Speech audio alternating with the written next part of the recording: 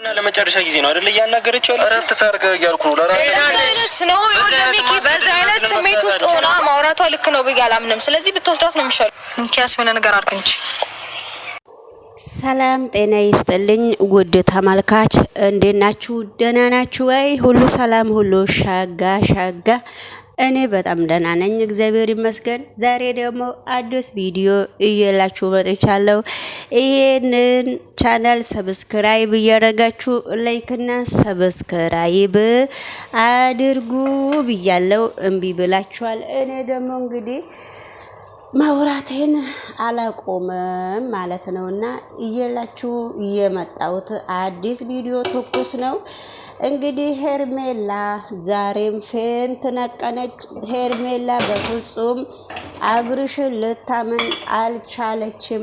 የሳ ምክንያት ምንድነው ጋይስ? እንዴ ጋይስ ሄርሜላ ምን ነክቷት ነው? ከመጀመሪያውንም ሄርሜላ ካንተ ብዙ ልጆች መውለድ ይፈልጋለሁ ሰውዬ ወደ እኔ ሩታን ነው መፈልጋት እያለ እኔ እኮ ካንተ ብዙ ነገሮች ነው የምጠብቀው፣ ካንተ ብዙ ልጆች አንድና ሁለት እንኳን አላለችም።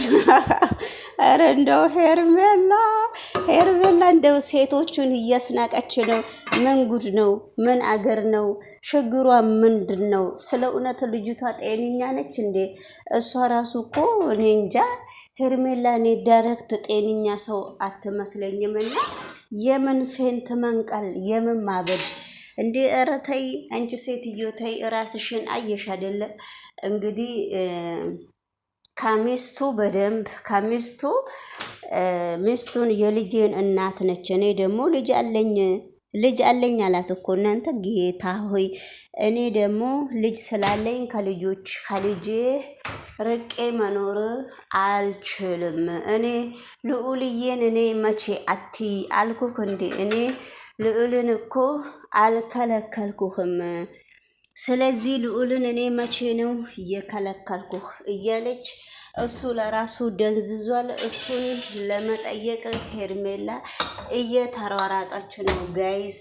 እንደዚህ አይነት ነገር እግዚአብሔር እንግዲህ አሁን ደግሞ እሱ ሩታን እንግዲህ ውድ ተመልካች በጣም በሚገርም ሁኔታ እሷ በቃ ከምንም በላይ ወርቃ እንኳን ፌንት ነቅላ እንኳን ተነስታ እነ ኤፍሬም በጣም እየተሸገሩና በጣም እየተጨናነቁ ነበረ።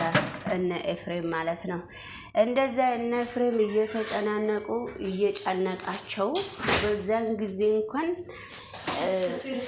ለህይወቷ እንኳን መቼም አላሰበችም። ላትኮል ውድ ተመልካች እዚህ ጋር ቪዲዮ ድምጽ ገባብኝና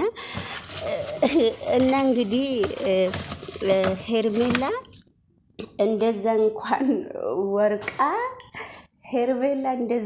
ወርቃ ስትነሳ ለህይወቷ አላሰበችም። ልጅቷ ጤነኛ አይደለችም ወይ ነው?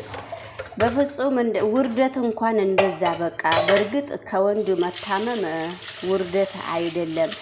ነገር ግን ቢሆንም እንደዛ በቃ ወንድሟ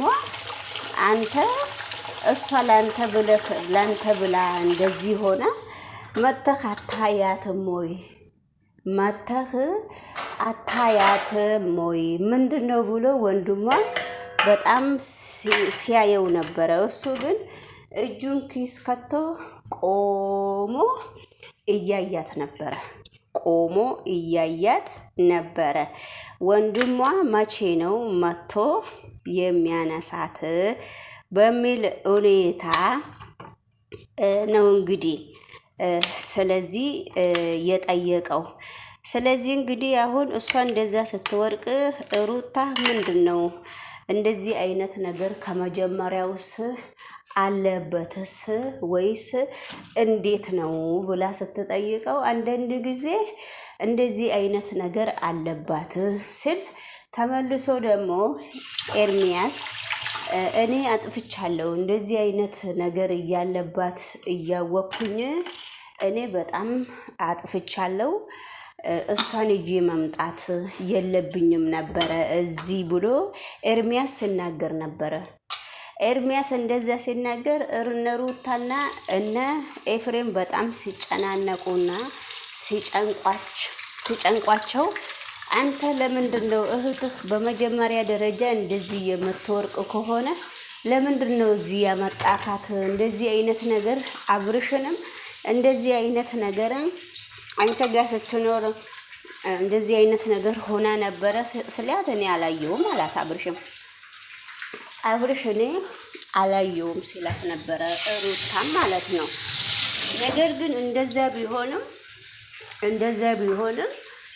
እንደምንም ውሃ ላይ ተንገላተው እንደምንም ውሃ ጠጥታ ከመሬት ስትነቃ መጨረሻ ላይ አሁንም ከነሱ ውስጥ እሱኑ ነው የምትፈልገው። አብርሽን በጣም ትፈልገዋለች። በጣም አንዴ አብርሽ ላናግረው እናንተን ፈርቶ ነው እኮ ወደዛ ሂዱልኝ ስትል እንኳን ሄዷል። በስተመጨረሻ ላይ እነ ሩታና ኤፍሬም ትተውኝ ሄደዋል። ትተውኝ ስለሄዱ እኔ መሄድ አለብኝ። አንቺን አልፈልግሽም፣ ሩታን ነው የምፈልጋት። እኔ ልጅ አለኝ ከሷ ካለ ልጄን ቤት ቁጭ ብሎ እየጠበቀኝ ስለሆነ እኔ ደግሞ ልጄን ነው የምፈልገው ብሎ እየተናገረ ነው አብርሽ ማለት ነው። በዛን ጊዜ የኔ ፍቅር የኔ ምን ብላ እሷ ስትጠመጠምበት እኔ እኮ ከሩታ ጋራ እኮ ተፋተህ አዲስ ህይወት ጀምረካል እሷ ብላ ስትነግረው በቃ እንደ ድሮ መስላት እጆን ሁሉ ስትነካካው እጆን ያዛትና ቀለበቱን አውጪው አላት እኮ። ጌታ ሆይ ቀለበቱን አውጪው ስለ ለምንድነው የማወጣው ብላ ቀለበቱን ከለከለችው። ስለዚህ ግን ውድ ተመልካች እዚህ ጋር እኔ እያሰብኩ ያለውትን ነገር ነው የተናገሩት። እኔ እያሰብኩ ያለውትን ነገር አብርሽ ደግሞ ቀለበቱን አውጪው እንዳይላት ሄርሜላን። ስለዚህ እንግዲህ እሱ በአንድ በቱ እኔ የልጄን እናት ነው የምፈልገው እንጂ አንቺን አልፈልግም ብሎ ተናገረ። ወንድሟ ደግሞ ሄርሜ ከዚህ በላይ ምንድነው የምትፈልጊው? ነገረሽ እኮ በቃ ነገረሽ እኮ ሲላት እሱ ደግሞ ከራሱ ጋራ አይደለም ወይ እያለች ነው ሄርሜላ። እሱ ከራሱ ጋራ አይደለም ብላ ትሟገታለች እንዴ? እሷም ከራሷ ሁለቱም እኮ የተሳሳተ ፍቅር አለ እንዴ ጋይስ? የተሳሳተ ፍቅር አለ ልበላችሁ እንዴ? ተመልካች እኮ በጣም ግራ እየገባው ነው። እግዚአብሔርን ማርያምን ትላለች እዛ ቆማ። በቃ በመጀመሪያ ደረጃ አጥፍታለች። ያጠፋችውን ጥፋት ደግሞ በእጥፍ አግኝቷለች። በቃ እሷም እኮ እሷ ወልዳ ተኝታ እንደዛ እስከ ቤት ድረስ ሁሉ እኮ አላስተኛም እስከምትል ድረስ እኮ ነው እስከ ቤት ሁሉ። ለዚህ እኮ በጣም ያሳዝናል፣ በጣም ይገርማል። ዛሬ ሄርሜላ የእጇን ስታገኝ እኔ ምንም አልመሰለኝም። ግን የሰው ልጅ እሷ ለራሷ ጸበል መሄድ አለባት። እሷ ለራሷ ግዴታ ጸበል መሄድ አለባት። ግዴታ ጸበል መሄድ እስካለባት ድረስ ምንም ማድረግ ስለማይቻል ትሂድ ወደ ጸበል። ስለዚህ እሱ ደግሞ ሩታ ኤፍሬም እያለ እየተጣራ ነው። እሷ ደግሞ ለብቻ ላናግራ